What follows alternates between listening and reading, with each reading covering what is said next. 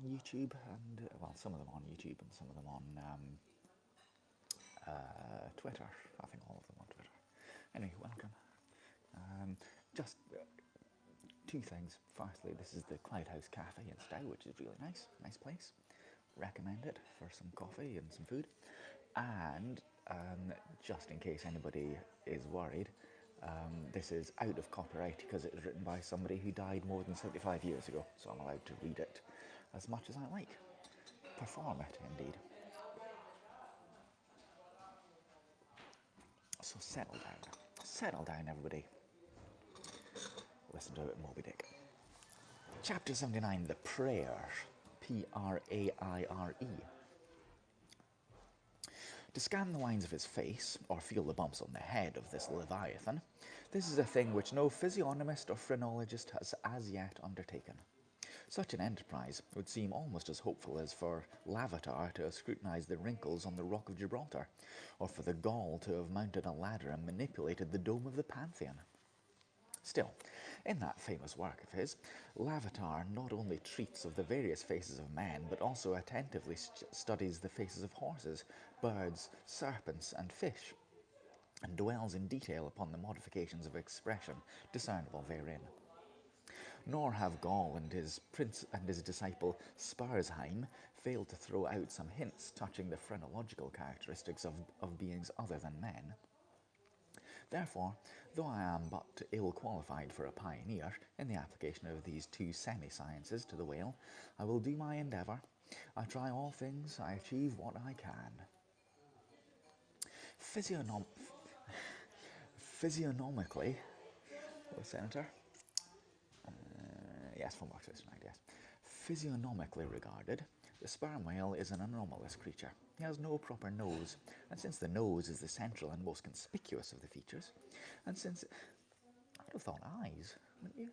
Anyway, and since it perhaps most modifies and finally controls their combined expression, hence it would seem that its entire absence as an external appendage must very largely affect the countenance of the whale. For as in landscape gardening, a spire, cupula, is that cupula? Monument or tower of some sort is deemed almost indispensable to the completion of the scene, so no face can be physiognomically in keeping with the elevated open-work belfry of the nose. Dash the nose from Phidias's marble Jove, and what a sorry remainder. Nevertheless, Leviathan is of so mighty a magnitude, all his proportions are so stately, that the same deficiency which in the sculptured Jove were hideous, in him is no blemish at all. Nay, it is an added grandeur. A nose to the whale would have been impertinent. As on your physiognomical voyage you sail round his vast head in your jolly boat, your noble conceptions of him are never insulted by the reflection that he has a nose to be pulled. A pestilent conceit which so often will insist upon obtruding even when beholding the mightiest royal beadle on his throne.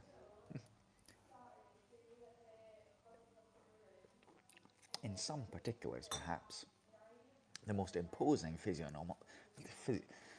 physiognomical view to be had of the sperm whale is that of the full front of his head. This aspect is sublime. In thought, a fine human brow is like the east when troubled with the morning. In the repose of the pasture, the curled brow of the bull has a touch of the grand in it. Pushing heavy cannon up a mountain defiles the elephant's brow is majestic. Human or animal, the mystical brow is as that great golden seal affixed by the German emperors to their decrees. It signifies, God done this day by my hand. But in most creatures, nay, in man himself, very often the brow is but a mere strip of alpine land lying above the snow line. Few are the foreheads which, like Shakespeare's or Melanchthon's, rise so high and descend so low that the eyes themselves seem clear, eternal, tideless mountain lakes, and all above them in the forehead's wrinkles you seem to track the antlered thoughts descending there to drink, as the Highland hunters track their snow prints of the deer. But in the great sperm whale, this high and mighty godlike dignity inherent in the brow is so immensely amplified that grazing on it In that full front view, you feel the deity and the dread powers more forcibly than in beholding any other object in living nature. For you see no one point precisely, not one distinct feature is revealed, no nose, eyes, ears, or mouth, no face, he has none proper, nothing but that one broad firmament of a forehead, pleated with riddles, dumbly lowering with the doom of boats and ships and men. Nor in profile does this wondrous brow diminish, though that way viewed its grandeur does not domineer upon you so. In profile, you plainly perceive that horizontal, semi-crescentic depression in the forehead's middle, which in man is Lavater's mark of genius. But how? Genius in the sperm whale? Has the sperm whale ever written a book, spoken a speech? No, his great genius is declared in his doing nothing particular to prove it. It is moreover declared in his pyramidical silence. And this reminds me that had the great sperm whale ever been known to the young Orient world, he would have been defied by their child-Magian thoughts. Child-Magian. They defied by their child-Magian thoughts. They defied the crocodile of the Nile because the crocodile is tongueless, and the sperm whale has no tongue. Or at least it has so exceedingly small as to be incapable of protrusion. If hereafter any highly cultural, poetic nation shall lure back to their birthright the merry May-Day gods of old and livingly enthrone them again in the now egotistical sky, in the now unhunted hill, then be sure, exalted to Jove's high seat, the great sperm whale shall lord it. Champollion deciphered the wrinkled granite hieroglyphics, but there is no Champollion to decipher the Egypt of every man's and every being's face. Physiognomy, like every other human science, is but a passing fable. If then Sir William Jones, who read in 30 languages, could not read the simplest peasant's face in his profounder and more subtle meanings, how may unlettered Ishmael hope to read the awful Chaldee of the sperm whale's brow? I but put that brow before you. Read it if you can.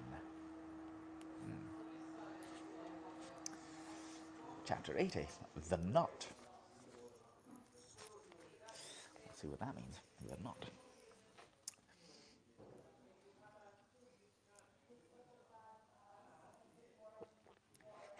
In the sperm whale, if the sperm whale be physiognomically a sphinx, to the phrenologist his brain seems that geometrical circle which is impossible to square. In the full-grown creature, the skull will measure at least 20 feet in length. Unhinge the lower jaw, and the side view of this skull is as the side view of a moderately inclined plane resting throughout on a level base. But in life, as you have elsewhere seen, this inclined plane is angularly filled up and almost squared by the enormous superincumbent mass of the junk and sperm. At the high end, the skull forms a crater to bed that part of the mass, while under the long floor of this crater, in another cavity seldom exceeding 10 inches in length, and as many in depth, reposes the mere handful of this monster's brain. The brain is at least 20 feet from his apparent forehead in life. It is hidden away behind its vast outworks, like the innermost citadel within the amplified fortifications of Quebec.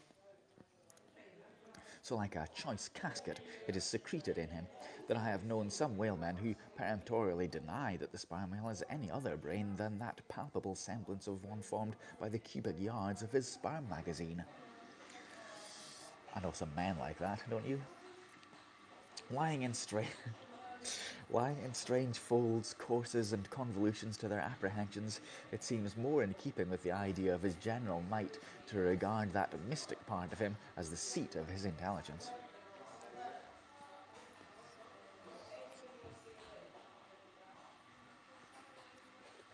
It is plain, then, that phrenologically the head of this Leviathan in the creature's living intact state is an entire delusion.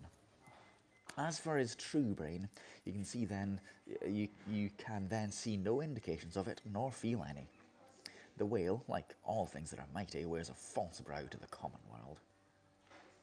If you unload his skull of its spermy heaps and then take a rear view of its rear end, which is the high end, you'll be struck by its resemblance to the human skull, beheld in the same situation and from the same point of view.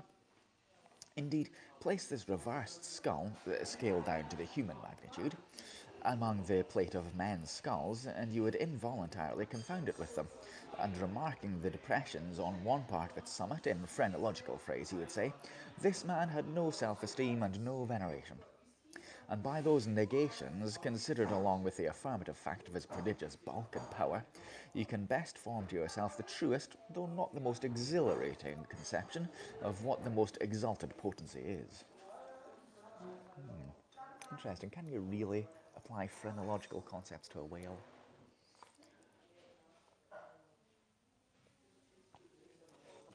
But, well, I mean, can you apply phrenological concepts to a human? But if from the comparative dimensions of the whale's proper brain you deem it incapable of being adequately charted, then I have another idea for you. If you attentively regard almost any quadruped's spine, you'll be struck with the resemblance of its vertebrae to a strung necklace of dwarfed skulls, all being rudimental resemblance to the proper skull. It is a German conceit that the vertebrae are almost undeveloped skulls. But the curious eternal resemblance, I take it, the Germans were not the first men to perceive. A foreign friend once pointed out to me in the skeleton of a foe he had slain, and with the vertebrae of which he was inlaying in a sort of basso-relievo, the peaked brow of his canoe. Now I consider that the phrenologists have omitted an important thing in not pushing their investigations from the cerebellum through the spinal canal. For I believe that much of a man's character will be found betokened in his backbone. I would rather you feel your spine than your skull, whoever you are. A thin joist of a spine never yet upheld a full and noble soul. I rejoice in my spine, as in the firm, audacious staff of that flag which I fling out to the world. It's an interesting concept, isn't it? Apply this spinal branch to phrenology, of phrenology to the sperm whale.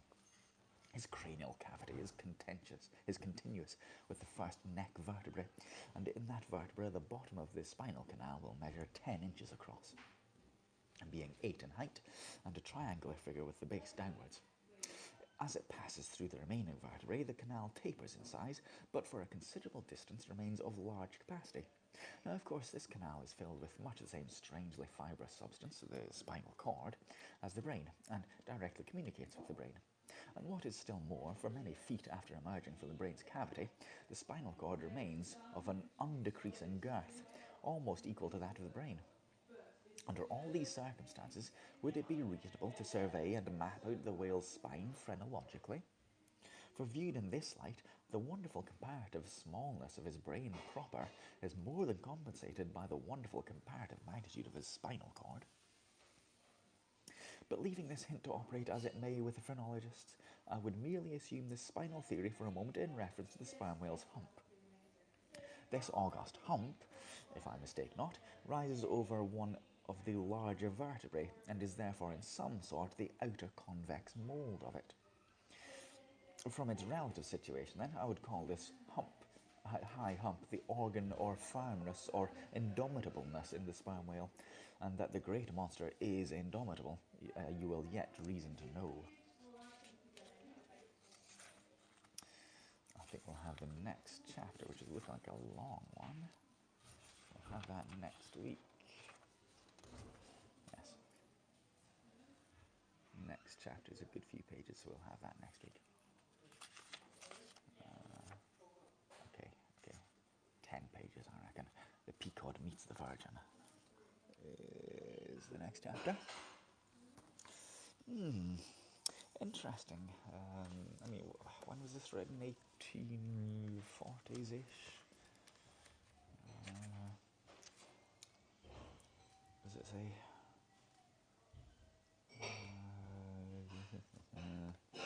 First published 1993, but when was it written? 1800s? Certainly. Anyway, so much placed on physiognomy and phrenology.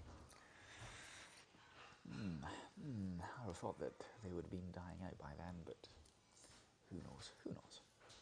Maybe still in savage countries like America still did some of that.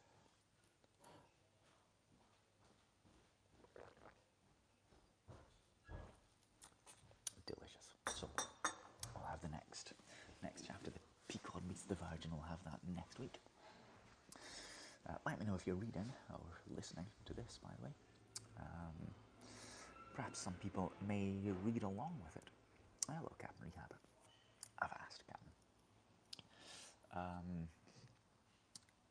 Tells a lewd word in it. Does it? What does it say? I can't read. Oh, yes, right, okay. You mean Moby Dick, right? I'm not going to do about that. Right, so, sorry, 5 past, right. So I will see you again next week for more Moby lewd word. The number of times I've been reading out the word sperm in these last few chapters. People listening in downstairs might, or half listening in, might wonder what's going on. Right, so I'll see you next week for the next chapter, and I'll see you tonight for phone box quiz, and I'll see you tomorrow for the pub as well. So thanks for watching, everybody. See you next time. Cheery bye. Cheery bye till next time.